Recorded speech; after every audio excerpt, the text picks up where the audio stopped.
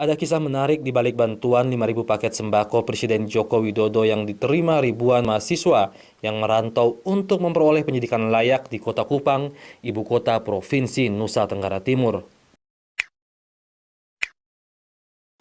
Para penerima bantuan merupakan mahasiswa yang dijaring pemerintah kota melalui organisasi mahasiswa daerah, lembaga keagamaan, maupun individu.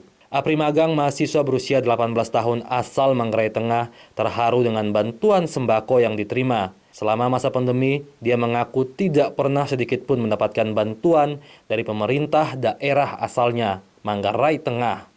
Dengan uang sebesar Rp200.000 per bulan yang diterima dari orang tuanya untuk biaya hidup di masa pandemi ini, dia bertahan walau hanya untuk membeli beras. Dari orang tua kami sangat sulit karena banyak tidak terlalu kiriman dari orang tua, hanya seberapa saja.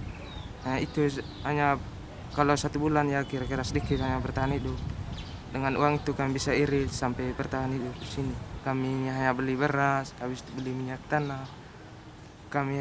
Kalau sudah habis uang kami pakai itu nasi kami pakai goreng begitu. Nah, karena dengan sembako ini kami bisa bertahan hidup di tanah rantau ini karena dari pemerintahan daerah kami belum dapat bantuan berupa sembako. Lewat pemerintahan Kota Kupang kami bisa terima sembako ini, dan itu saya sangat berterima kasih kepada pemerintah pusat dan pemerintah Kota Kupang ini. Selain Apri Magang, ada pula Juvensis Aldin dan Salvatore Vanreado, dua mahasiswa berusia 20 tahunan asal Manggarai Barat. Mereka juga belum pernah mendapatkan bantuan dari pemerintah Kabupaten Manggarai Barat. Dua pemuda ini berterima kasih kepada Wali Kota Kupang yang sudah memberikan 5.000 bantuan sembako Presiden khusus untuk mereka.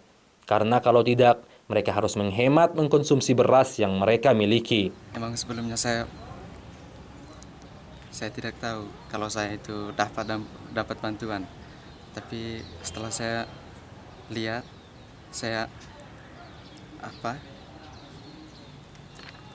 ada nama kemarin makanya saya kaget. Terus saya merasa senang dan berterima kasih. Sementara itu, Dewi Lita Besoin, mahasiswi asal Desa Oel Puah, Kabupaten Kupang, mengatakan sangat berterima kasih pada Presiden dan Wali Kota Kupang. Dia mengatakan orang tuanya di desa yang berada dalam masa sulit ikut berterima kasih setelah mengetahui bantuan sembako yang dia peroleh. Kami makan apa adanya yang ada di kos, kadang beli telur dengan mie, itu paling simpel yang bisa didapatkan. Kadang bukan tiap hari juga, kadang kalau ada uang ibu untuk beli sayur kangkung, bisa beli sayur kangkung. Itu yang kami bersyukur kami dapat apa yang situ kami bisa makan. Karena sudah ada bantuan dari Presiden, kami sangat berterima kasih banyak. Sementara itu, Kepala Dinas Sosial Kota Kupang, Ludovic Lape, mengatakan selama 3 hari sudah 1.000 lebih paket sembako bantuan Presiden yang dibagikan. Masih tersisa 3.000-an paket sembako yang akan terus dibagikan sesuai data yang telah diperoleh. Permintaan yang masuk ke kami, proposal yang masuk kepada kami cukup banyak, 7.000-an.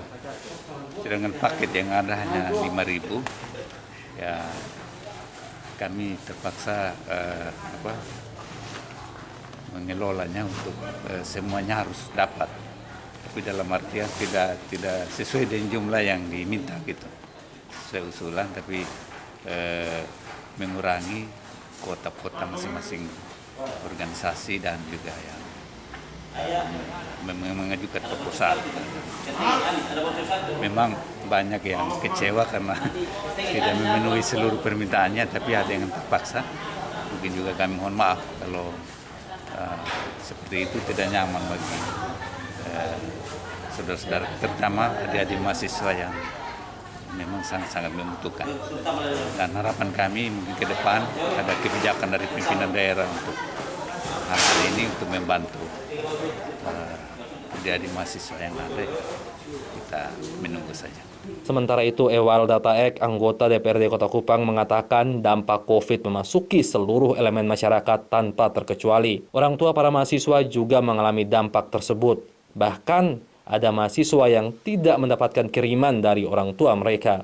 Walde sempat melakukan pemantauan langsung di lokasi pembagian. Dia mengapresiasi apa yang dilakukan pemerintah kota. Walde mengatakan ada 4 elemen kelompok mahasiswa yang dikoordinir untuk mendistribusikan sembako. Nah, memang kalau kita mau hitung seluruh mahasiswa di Kota Kupang tentu jumlahnya lebih daripada 5.000. Tapi sekarang justru terjadi membludak. Harusnya pemerintah tetap saja konsisten bahwa yang kami berikan jatah adalah sekian. Selesai itu ya tutup, memang kita tidak punya penyediaan sama sekali. Jadi kalau yang terakhir baru ada lagi proposal dan lain-lain, ya inilah kemampuan yang bisa kita berikan kepada pemerintah kota, kepada masyarakat atau kepada anak-anak mahasiswa yang berada di Kota Kupang. Dan kalaupun ada proposal yang lain, saya pikir bahwa saat ini bertumbuh di tingkat masyarakat itu semangat partisipasi dari elemen-elemen. Misalnya saya lihat beberapa waktu yang lalu, 3 hari yang lalu, kelompok orang tua, kelompok keluarga yang ada di Kota Kupang yang asalnya dari Belu Melaka, mereka memberikan bantuan kepada anak-anak kos yang asalnya dari Belu dan Melaka. Kemudian yang dari Sumba misalnya, mereka juga sudah berinisiatif. Sumba Barat Daya misalnya, kemarin kami Partai Kebangkitan Bangsa memberikan bingkisan dari Ketua Umum DPP kepada mahasiswa asal Sumba Barat Daya.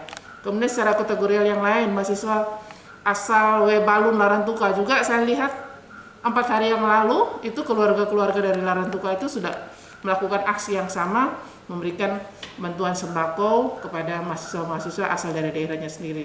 Jadi saya berpikir bahwa partisipasi yang tumbuh dari keluarga-keluarga dari etnis-etnis ini perlu kita berikan apresiasi, dan saya pikir pemerintah tidak harus pusing untuk memikirkan bahwa bagaimana lagi menanggulangi yang tidak bisa tercover ini lagi, karena kita menyediakan sesuai dengan kemampuan, sesuai dengan persediaan yang ada.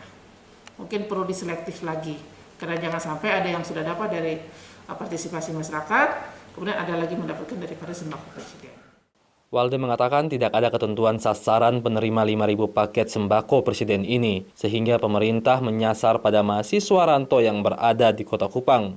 Sementara untuk warga Kota Kupang sudah tercover dalam bantuan BKH, BPMT, Kartu Prakerja, dan bantuan sosial tunai. Selain itu, terdapat juga BLT dari Provinsi NTT maupun pemerintah kota. Dengan identitas kependudukan dan kartu keluarga yang jelas, masyarakat kota akan menerima manfaat bantuan di masa sulit. Giri Rudolf, AFB TV melaporkan.